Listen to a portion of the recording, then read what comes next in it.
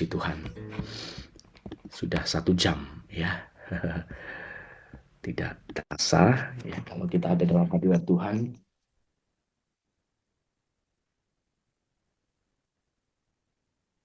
Satu jam setengah ini akan berlalu dengan begitu cepat ya.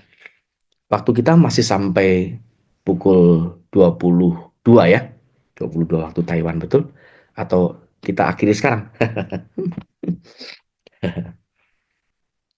Sampai 21.30 atau sampai 22.00 ya? 22, Kalau Pak. di flyer sampai jam 22, Pak. ya? 22 waktu Oh ya, Taiwan. oke. 22 waktu Taiwan ya. Puji Tuhan, terima kasih. Kita masih punya waktu beberapa menit untuk kita merenungkan firman Tuhan.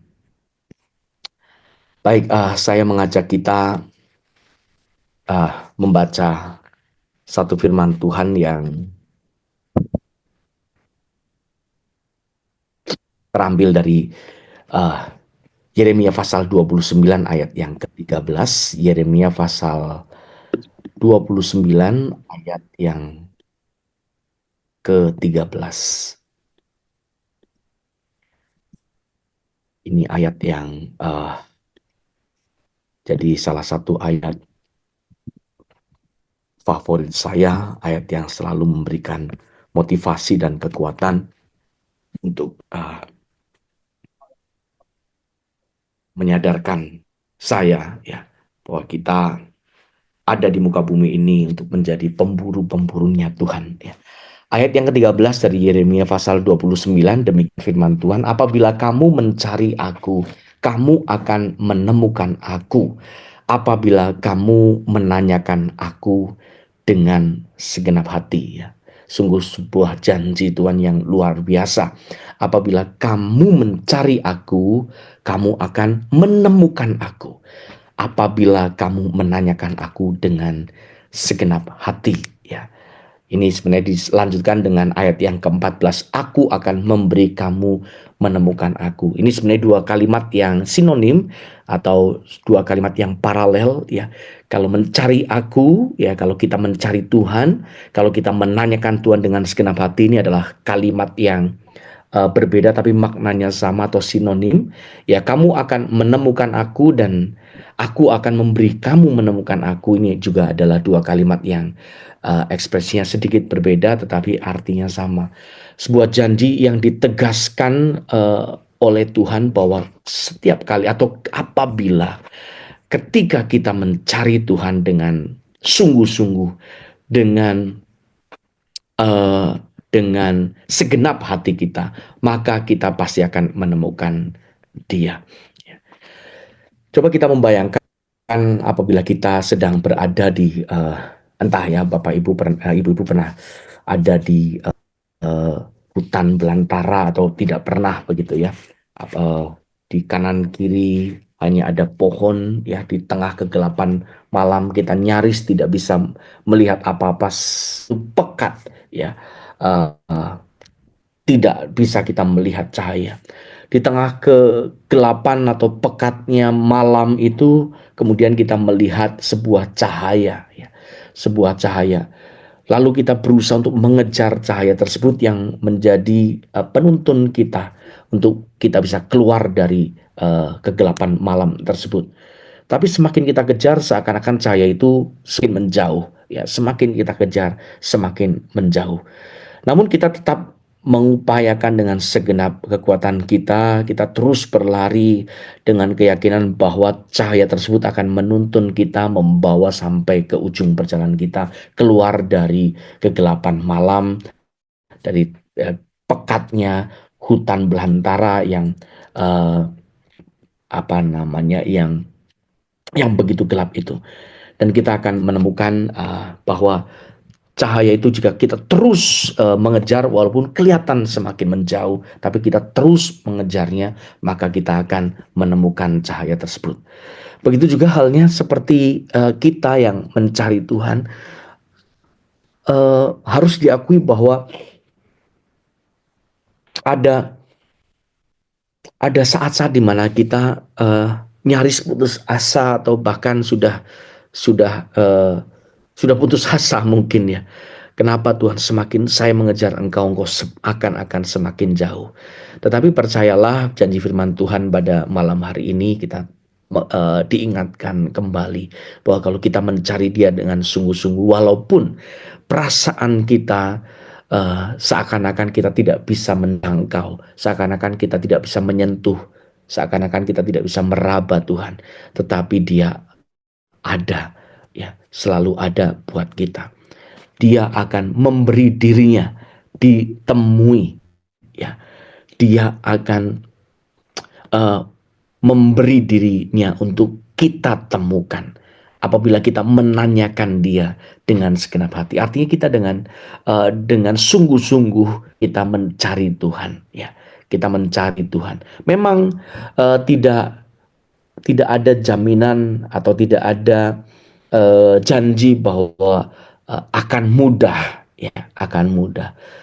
Memang sulit ditemui, tetapi itu adalah bagian dari rencana Tuhan untuk menguji seberapa tekun kita, seberapa sungguh-sungguh kita membutuhkan Dia, seberapa kita kemurnian, ketulusan kita dalam mencintai Tuhan. Kalau kita teruji, ya, kasih Tuhan, Tuhan tidak akan jauh daripada kita. Kita teringat pada peristiwa atau kisah Abraham, ya, kisah Abraham di mana Allah mengizinkan untuk menguji Abraham ini seberapa dia mengasihi Tuhan. Anak yang lama dijanjikan 25 tahun, ya, Abraham dan Sarah istrinya itu menunggu janji Tuhan digenapi dan Ishak lalu lahir, ya. Allah memberi perintah kepada Abraham untuk mengorbankan, ya, untuk menyembelih dan menjadikan Ishak sebagai korban sembelihan.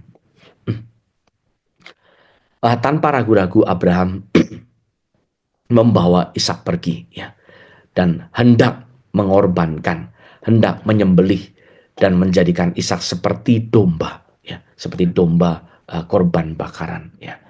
Tetapi setelah Allah mengetahui ketulusan cinta dari Abraham, Abraham menanyakan Tuhan, Abraham mencari Tuhan dengan segenap hati, maka Allah mencegah Abraham mengorbankan Ishak anaknya. Nah, demikian juga halnya dengan kita. Tuhan mengizinkan kita untuk kita diuji seberapa sih kita mengasihi Tuhan, seberapa kita bertekun dalam memburu Tuhan. Ya, saya senang istilah ini, ya, God chaser, mengejar atau memburu Tuhan. Kalau kita dengan sungguh-sungguh mencari hadirat Tuhan, maka kita pasti akan menemukan Tuhan. Kadang-kadang hidup orang yang, nah ini yang menjadi permasalahan, orang yang tidak mencari Tuhan atau yang mencari Tuhan dengan setengah-setengah, tidak sungguh-sungguh, malahan kehidupannya secara jasmani terlihat lebih baik, terlihat lebih nyaman dan lebih makmur. Ini menjadi ujian bagi kita untuk kita tetap setia, tetap bertekun dan tidak goyah. Mazmur pasal 73 ayat 3-5, di sana dikatakan demikian, sebab aku cemburu kepada pembual-pembual kalau aku melihat kemujuran orang-orang fasik, ya. Pemazmur gemas gitu, ya. Pemazmur kebingungan gitu. Mengapa aku udah cari itu? Tuhan seakan-akan sepi saja gitu. Tuhan seakan-akan tidak ada. Justru orang yang tidak mencari Tuhan malah hidupnya makmur. Ini menjadi kesulitan bagi pemazmur gitu. Sebab kesakitan tidak ada pada mereka, kata ayat yang keempat dari Mazmur 73. Sehat dan gemuk tubuh mereka. Mereka tidak mengalami kesusahan manusia dan mereka tidak kena tulah seperti orang lain, ya. Ayat 13 dari Mazmur 73, sia-sia sama sekali aku mempertahankan hati yang bersih dan membasuh tanganku tanda tak bersalah. Namun sepanjang hari aku kena tulah dan kena hukum setiap pagi. Nah tuh, orang yang sungguh-sungguh mencari Tuhan, nasibnya seperti tidak lebih baik gitu, bahkan lebih buruk, ya, daripada orang yang fasik, orang yang tidak mencari Tuhan dengan sungguh. sungguh-sungguh. Tapi sesungguhnya ini adalah ujian dari Tuhan. Tuhan mengizinkan ini terjadi untuk memurnikan iman kita. Seberapa kita bertekun, seberapa kita menghargai Tuhan, seberapa kita menyembah Tuhan. Jadi penyembahan Tuhan ini bukan nyanyian-nyanyian kita, bukan haleluya haleluya kita saja ya. Ini hanyalah ekspresi penyembahan kita yang sesungguhnya. Tetapi penyembahan kita atau nyanyian hidup kita yang sesungguhnya adalah ketika kita menjalani kehidupan konkret setiap hari. Ketika kita berhadapan dengan orang lain, bagaimana respons hati kita waktu doa kita tidak kunjung dijawab oleh Tuhan. Bagaimana reaksi kita ketika melihat orang yang tidak berdoa justru dibuat Tuhan ya, atau diizinkan lebih makmur daripada kita yang mencari Tuhan ya. Kita yang sungguh-sungguh mencari Tuhan malah diizinkan sakit penyakit ya, ataupun kalau tidak sakit penyakit, sakit hati ya, sakit hati, kebingungan mencari jawaban ya. Tapi di salah satu renungan saya begitu ya, di salah satu di salah satu pagi ya, pagi hari waktu saya merenungkan atau ketika saya mencari Tuhan begitu ya, Tuhan mengingatkan saya demikian bahwa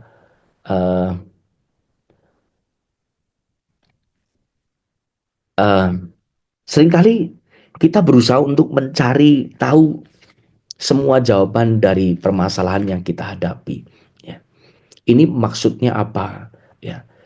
Tapi kadang-kala Tuhan mengizinkan kita begini. Ini dari apa yang saya renungkan gitu ya.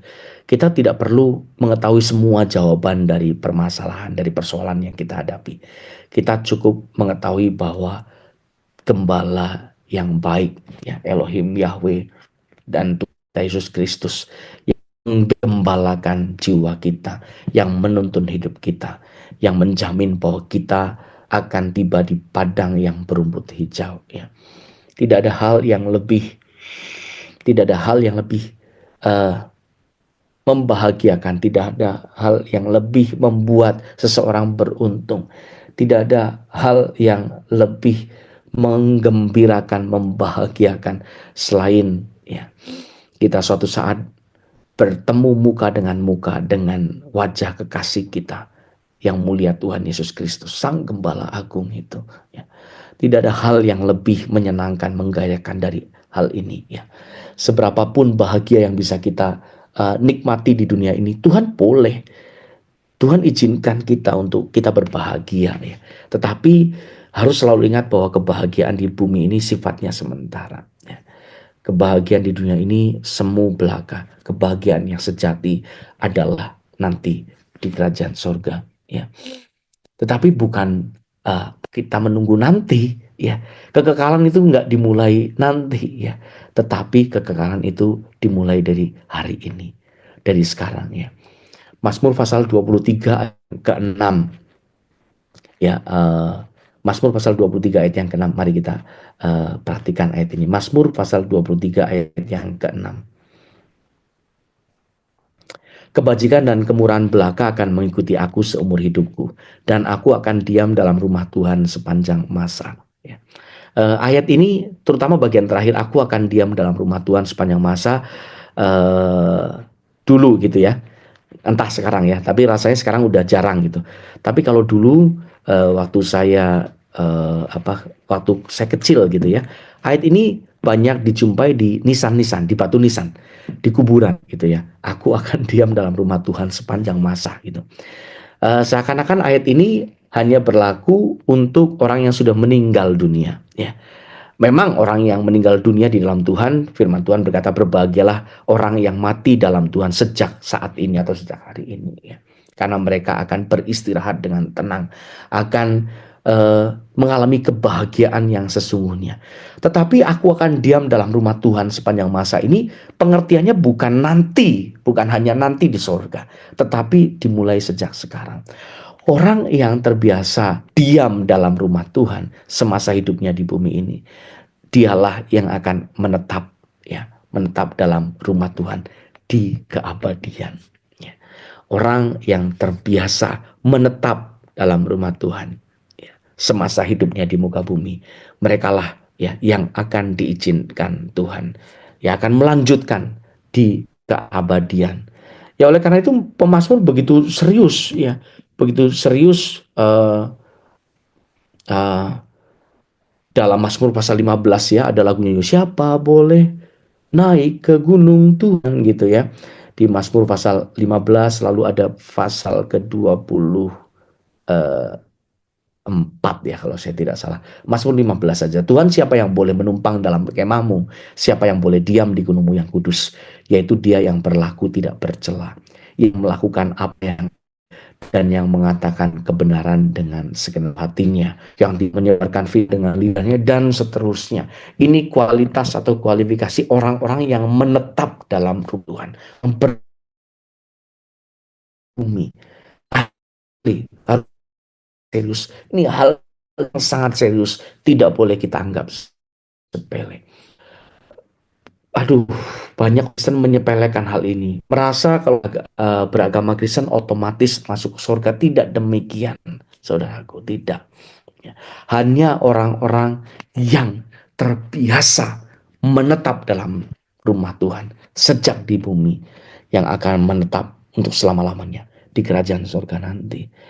Ya, bagaimana mungkin seseorang ada di surga kalau semasa hidupnya di bumi tidak pernah, ya, tidak pernah bersekutu dengan Tuhan. Surga, kalau demikian surga akan menjadi lebih neraka, maaf ya kalimatnya mungkin terdengar, akan lebih menyiksa daripada api, akan lebih menyiksa. Kalau orang-orang yang tidak terbiasa menyembah Tuhan, orang-orang yang tidak terbiasa berjalan bersama dengan Tuhan, orang yang tidak terbiasa tinggal menumpang dalam kemah Tuhan, diam di gunungnya yang kudus, lalu masuk ke surga, kita nggak keberatan. Tetapi bagi orang tersebut, surga akan, ya, akan lebih neraka daripada neraka. Ini hebatnya Tuhan. Dulu saya kebingungan, ya. Dulu saya kesulitan untuk menjawab pertanyaan. Kalau Allah itu kasih, mengapa Allah menciptakan neraka atau Allah mengadakan neraka? Kenapa harus ada neraka kalau Allah itu kasih? Padahal neraka itu kan mengerikan. Apinya tidak pernah padam, ularnya tidak mati, dan seterusnya. Tangis dan kerti yang tidak berkesudahan. Kak, mengerikan sekali. Kalau Allah adalah kasih, mengapa ada neraka? Mengapa Allah mengadakan neraka itu? Nah, saya baru menemukan jawabannya, ya, bertahun-tahun kemudian, ya. Beberapa tahun lalu mungkin, ya. Dulu saya kesulitan menjawab pertanyaan ini. Tetapi jalannya waktu saya menemukan justru karena Allah adalah kasih, maka ada neraka. Allah sangat tidak berperan. Ya, Allah Allah adalah pribadi yang ya, saya gunakan kalimat ini. Allah adalah pribadi yang sangat kejam. Kalau semua orang masuk surga, kalau semua orang masuk surga, orang yang tidak terbiasa di hadirat Tuhan akan hangus di hadapan Tuhan, di hadapan kesuciannya, tapi dipaksa di surga. Wah, kejam sekali pribadi seperti ini. Justru neraka ini adalah solusi bagi orang-orang yang tidak terbiasa menumpang dalam kemah Tuhan. Nah, ini sebuah peringatan keras buat kita, peringatan yang sangat serius buat kita. Nyamankah kita di dalam kemah Tuhan? Atau pertanyaan yang bukan atau dan, maaf ya, dan bukan atau, ini bukan bukan pilihan, ini dan. Pertanyaan kedua yang harus kita ajukan, apakah Tuhan kita ada di dekatnya? Ya. Ada lagu yang digubah oleh Pastor Stefani kalau tidak salah, ya. Eh, apa namanya? Eh, tempat nyamanmu, gitu ya. Sebentar, saya kok lupa, ya.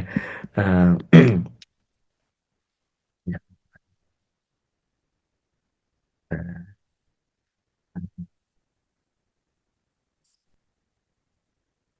kau tempat nyamanku, aduh gimana itu? Oh, ini dia. Nah, Sebentar ya.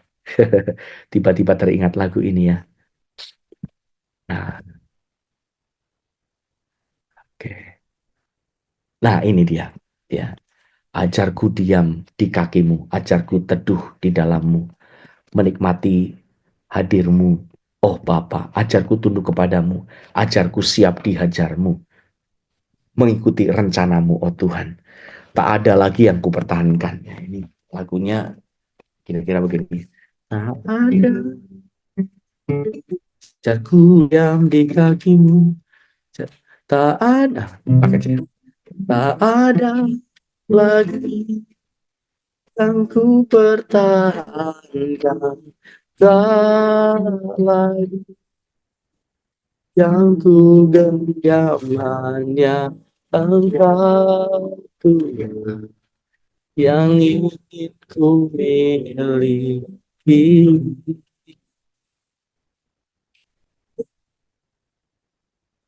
Tak ada lagi yang kan ku rindukan selalu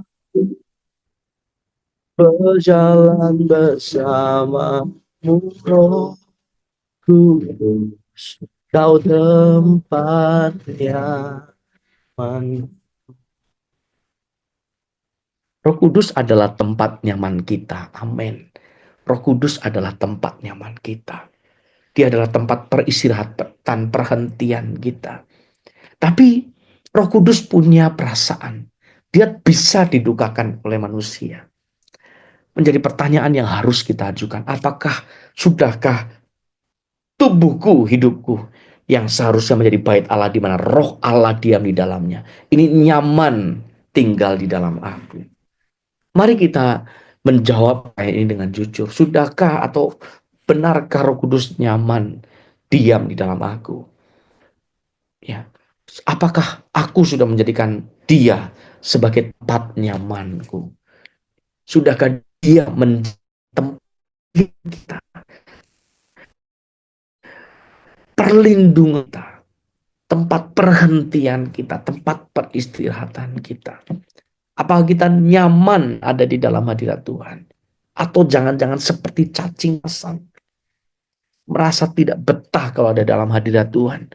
Nah, buat orang-orang yang seperti ini, yang gak betah dalam hadirat Tuhan, tidak mungkin akan betah di kerajaan sorga. Ya. Maka bumi ini menjadi latihan kita. Ya, latihan kita untuk kita melatih hati kita, mengarahkan hati kita mencintai Tuhan. Semakin hari harus semakin tulus, semakin hari harus semakin kudus, gairah mencari Tuhan, gairah untuk memburu, mengejar Tuhan ini harus semakin kita keluarkan dalam hati kita, agar kita menjadi semakin nyaman di dalam hadirat Tuhan, menjadikan Tuhan sebagai kebutuhan kita satu-satunya, dan Tuhan pun akan nyaman dalam hidup kita. Amin. Tuhan berkati kita. Ya, mari kita akhiri pertemuan kita dengan berdoa ya. Mari kita renungkan firman Tuhan dan kita bersatu dalam doa. Bapak, terima kasih buat fellowship kami pada malam hari ini. Terima kasih buat persekutuan doa ini.